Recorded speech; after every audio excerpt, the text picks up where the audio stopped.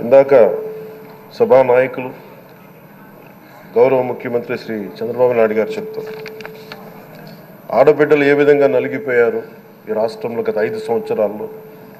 చిన్న లేదు, పెద్ద లేదు, ఎవరని లేదు.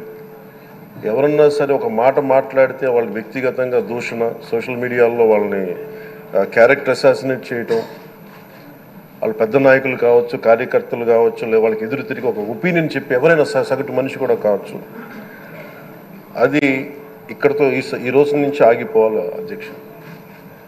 అది మీ ఆధ్వర్యంలోనే మొదలవ్వాలి. గత ప్రభుత్వం తాలూకు సభ జరిగిన విధానం చూస్తే ఈ వ్యక్తిగత దూషణ ఇవన్నీ చాలా ఇబ్బంది పెట్టే ప్రజలు. ఈ రోజున వాళ్ళకి 11 సీట్లకు పరిమితం అయ్యారు, ఈరోజు లేరు, ధైర్యం లేదు వాళ్ళకి.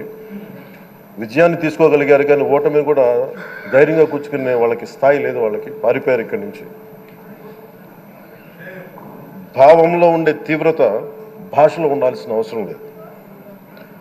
భాష మనుషుల్ని కలపడానికి కానీ విడగొట్టడానికి కాదు, భాష విద్వేషం రేపడానికి కాదు, పరిష్కరించడానికి. ఎంత జటిలమైన సమస్య అయినా, భయంకర సమస్య అయినా చర్చల ద్వారా పరిష్కరించుకోవడానికి కానీ వివాదం సృష్టించడానికి కాదు. ఈ సభ ఉన్నది అందుకు. కానీ మనం చూసింది వాళ్ళ దగ్గర నుంచి బూతులతోటి, వ్యక్తిగత దోషులతోటి రాష్ట్ర పురోభివృద్ధిని ఆపేశారు.